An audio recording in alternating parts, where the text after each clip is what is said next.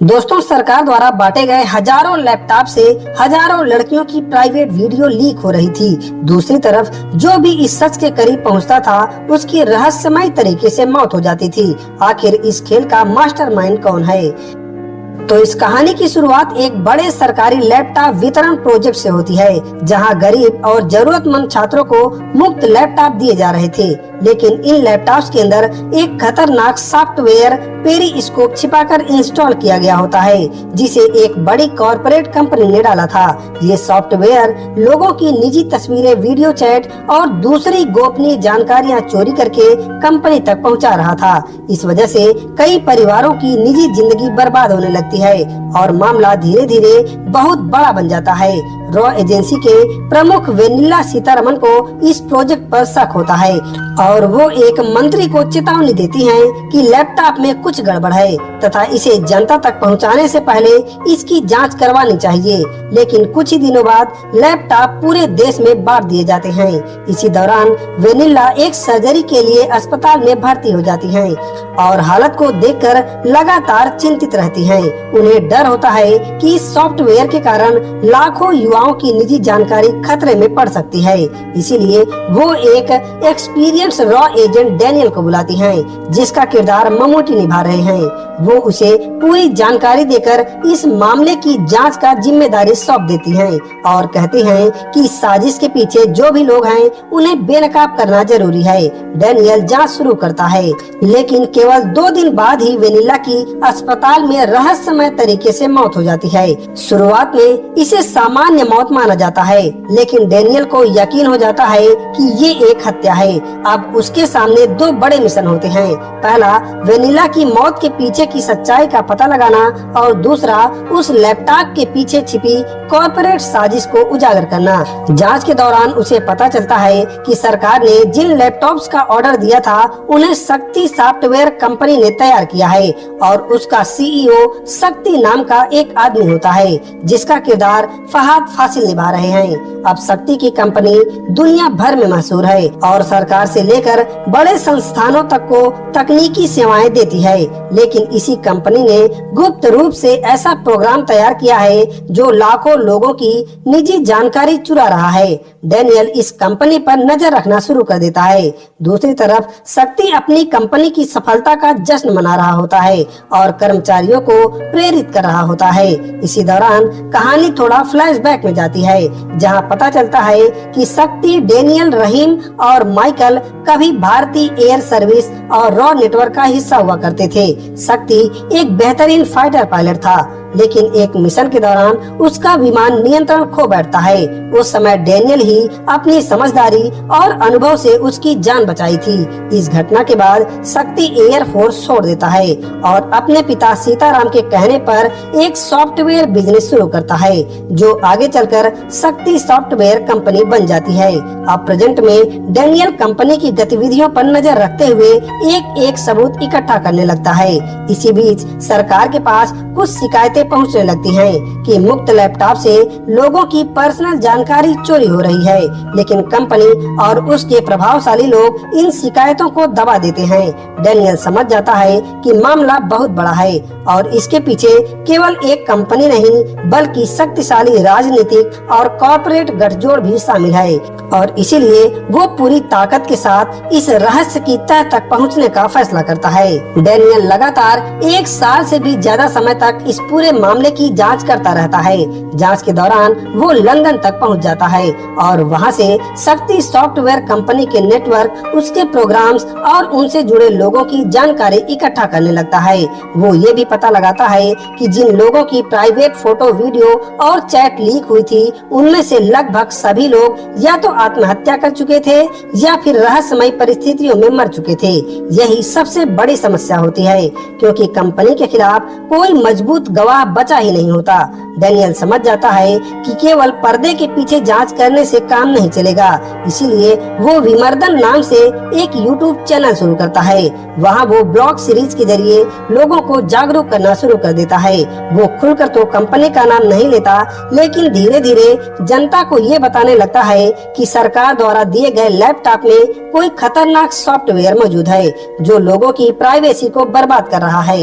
इसी दौरान कहानी का फोकस कंपनी में काम करने वाले दो महत्वपूर्ण कर्मचारियों माइकल और ज्योति पर जाता है।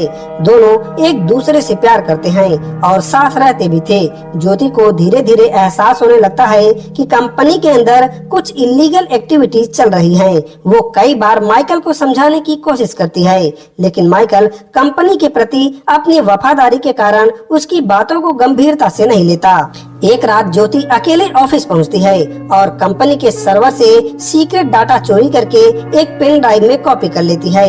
जब वो फाइल देखती है तो उसके पैरों तले से जमीन खिसक जाती है। उसे पता चलता है कि कंपनी ने लाखों लोगों के लैपटॉप को रिमोट एक्सेस से हैक कर रखा था और वेब कैम के जरिए लोगों के पर्सनल वीडियो रिकॉर्ड किए जा रहे थे, उनकी चैट्स पढ़ी जा रही थी और पर्सनल तस्वीरें भी चोरी की जा रही थी। जांच करते करते वो एक ऐसी लड़की के गांव पहुंचती है जिसने इस डाटा लीक की वजह से आत्महत्या कर ली थी। वहां लड़की के परिवार से बात करके उसे पूरी सच्चाई का पता चलता है। लड़की के कमरे में लगे लैपटॉप के कैमरे से उसके प्राइवेट मूवमेंट्स रिकॉर्ड किए गए थे और बाद में वही वीडियो इंटरनेट पर फैला दिए गए। सामाजिक बदनामी सहन न कर पाने की वजह से उसने अपनी जान दे दी। ये सुनकर ज्योति अंदर तक हिल जाती है। वो वापस लौटकर माइकल को सारी सच्चाई बताती है और कहती है कि उनकी अपनी कंपनी हजारों परिवारों की जिंदगी बर्बाद कर रही है। शुरुआत में माइकल को यकीन नहीं होता, लेकिन जब वो खुद सिस्टम चेक करता है तो उसे भी सच्चाई नजर आने लगती है। अब उसे समझ आ जाता है कि ज्योति सही कह रही है, लेकिन दुर्भाग्य से अगले ही दिन ज्योति रहस्यमय परिस्थितियों में मृत पाई जाती है। माइकल अब पूरी तरह टूट जाता है। जिस लड़की के साथ वो भविष्य के सपने देख रहा था वो अचानक मर चुकी होती है। वो समझ जाता है कि ज्योति की मौत कोई हादसा नहीं बल्कि एक प्लान मर्डर है। अब माइकल भी कंपनी के खिलाफ खड़ा होने का फैसला करता है।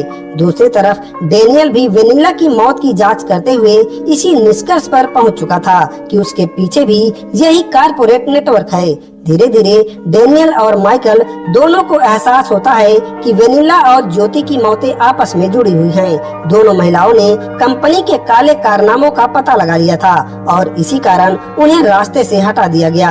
अब डेनियल और माइकल एक साथ मिलकर शक्ति सॉफ्टवेयर कंपनी को बेनकाब करने की तैयारी शुरू कर देते हैं। उधर शक्ति को भी अंदाजा हो जाता है कि कोई उनकी कंपनी के सीक्रेट तक पहुंच चुका है। उसे डर सताने लगता है कि अगर ये जानकारी बाहर आ गई तो उसकी पूरी कंपनी, उसका पूरा साम्राज्य और उसकी राजनीतिक पहुंच सब खत्म हो जाएगी। इसीलिए वो हर सबूत मिटाने और हर गवाह को खत्म करने की तैयारी शुरू कर देता है। लेकिन इस बार उसे ये पता नहीं होता कि इस बार उसके सामने कोई साधारण इंसान नहीं बल्कि देश के सबसे खतरनाक और अनुभवी रॉ एजेंट में से एक डेनियल खड़ा था, जो अब इस लड़ाई को किसी भी कीमत पर अंत तक पहुंचाने वाला है। अब यहाँ से कहानी और भी ज्यादा थ्रिलर और एक्शन मोड में चली जाती है, जहाँ डेनियल खुलकर शक्ति से टकराना शुरू कर देता है। डेनियल और माइकल अब पूरी तरह से शक्ति सॉफ्टवेयर कंपनी के खिलाफ सबूत इकट्ठा करने में लग जाते हैं। दूसरी तरफ शक्ति को लगने लगता है कि अगर जल्द ही कुछ नहीं किया गया तो उसकी पूरी कंपनी बर्बाद हो सकती है। इसी बीच डेनियल अपने यूट्यूब ब्लॉग्स के जरिए लगातार लोगों को जागरूक करता रहता है और कंपनी के खिलाफ पब्लिक ओपिनियन तैयार करने लगता है। एक दिन उसे कारपोरेट इवेंट में गेस्ट स्पीकर के रूप में बुलाया जाता है। वहाँ शक्ति और उसके लोग उम्मीद कर रहे होते हैं कि डेनियल उनकी कंपनी की तारीफ करेगा, लेकिन लाइव कार्यक्रम के दौरान डेनियल अचानक से कंपनी के खिलाफ बोलना शुरू कर देता है। वो बताता है कि इस कंपनी के सॉफ्टवेयर की वजह से हजारों लोगों की प्राइवेसी खत्म हो चुकी है और कई परिवार तबाह हो गए हैं। ये सुनते ही कार्यक्रम को तुरंत बंद कर दिया जाता है और डेनियल को वहाँ से बाहर निकाल दिया जाता है। हालांकि उसका मकसद पूरा हो चुका था, क्योंकि अब जनता के बीच शक पैदा हो चुका है। इसके बाद डेनियल समझ जाता है कि सीधे टकराव से ज्यादा फायदा नहीं होगा, इसीलिए वो अंडर कवर रहकर अपने ब्लॉग्स के जरिए सच फैलाता रहता है। इसी बीच शक्ति के आदमी डैनियल को किडनैप कर लेते हैं और उसे एक हेलीकॉप्टर के जरिए समुद्र के ऊपर से लेकर जा रहे थे। तभी वो उन सभी आदमियों को मारकर समुद्र में छलांग लगा देता है और इसके बाद हमें डैनियल की पत्नी नयनतारा को दिखाया जाता है, जो वर्षों से अंडर कवर आइडेंटिटी में काम कर रही होती है। वो डैनियल की सुरक्षा से जुड़ी कई ऐसी बातें जानती है जिससे बाकी लोग अनजान होते हैं। दूसरी तरफ डैनियल समुद्र में गिरने के बाद बच जाता है। कुछ मछुआरों ने उसे कर्नाटक के तट के पास बचा लिया था। होश में आने के बाद वो उन्हें अपनी पहचान नहीं बताता, लेकिन उनसे संपर्क साधने की कोशिश करता है। उसी समय कहानी में मोहन लाल के किरदार रहीम की एंट्री होती है। रहीम भी एक पूर्व रॉ एजेंट और फाइटर पायलट होता है। एक मिशन के दौरान वो अपना एक पैर खो चुका होता है, लेकिन आज भी वो देश के लिए सीक्रेट ऑपरेशन में योगदान दे रहा था। डैनियल और रहीम के बीच पहले से ही एक सीक्रेट कम्युनिकेशन कोड होता है जिसे केवल वही दोनों समझ सकते थे।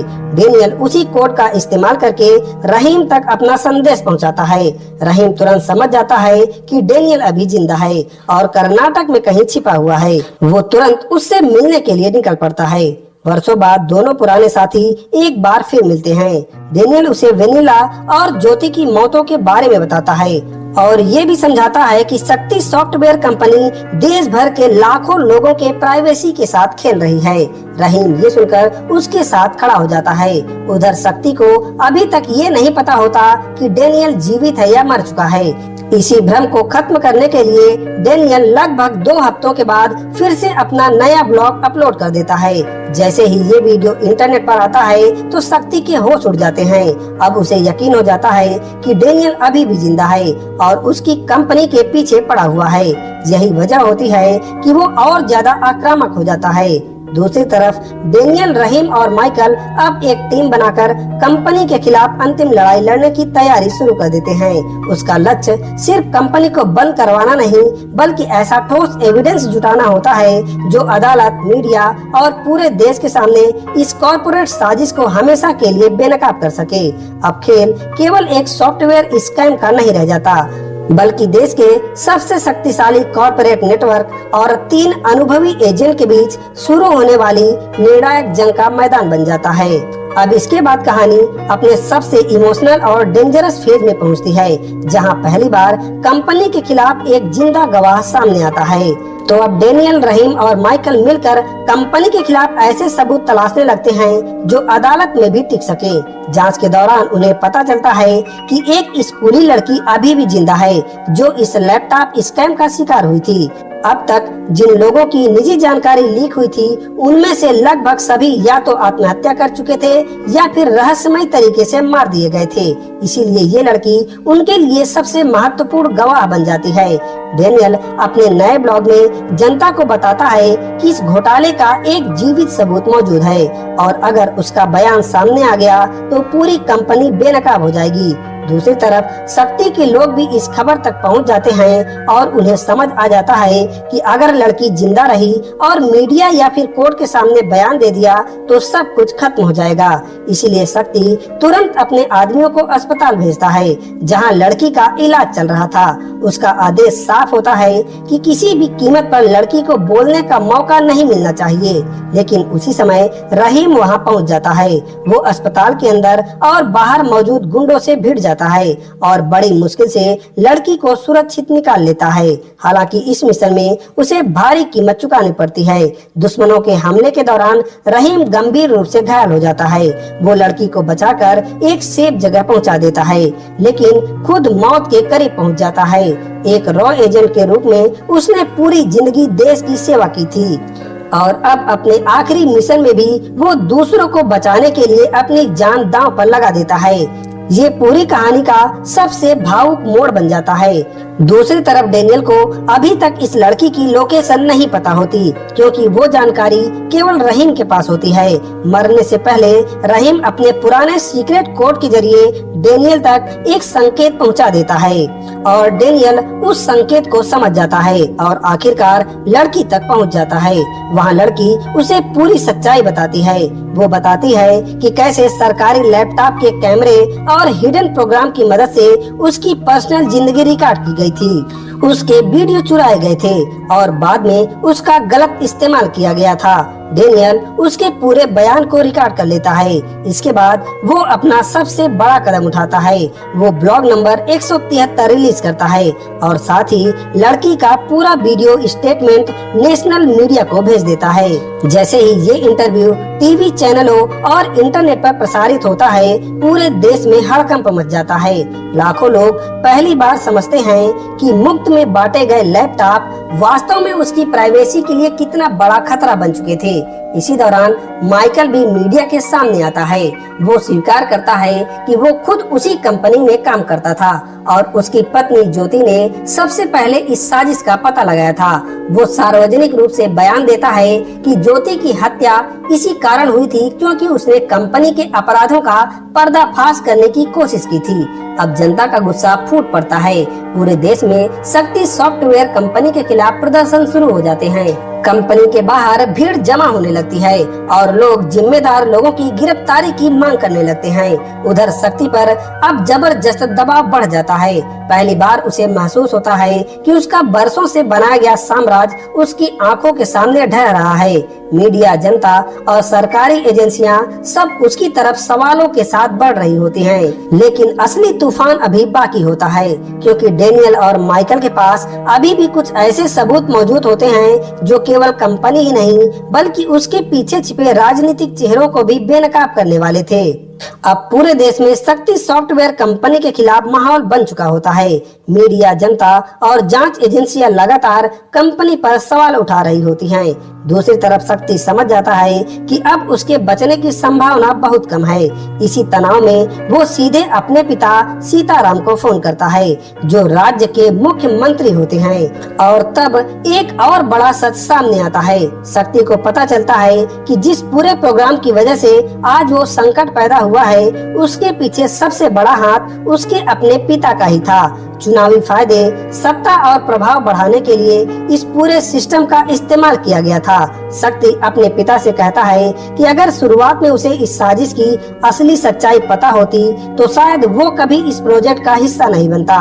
लेकिन अब तक बहुत देर हो चुकी थी। बातचीत के दौरान शक्ति अपने पिता को मानसिक रूप से इतना दबाव डाल देता है कि अंततः मुख्यमंत्री आत्महत्या कर लेते हैं। दूसरी तरफ डेनियल और माइकल अंतिम सबूत जुटाने के लिए सीधे शक्ति सॉफ्टवेयर कंपनी के मुख्यालय में घुस जाते हैं।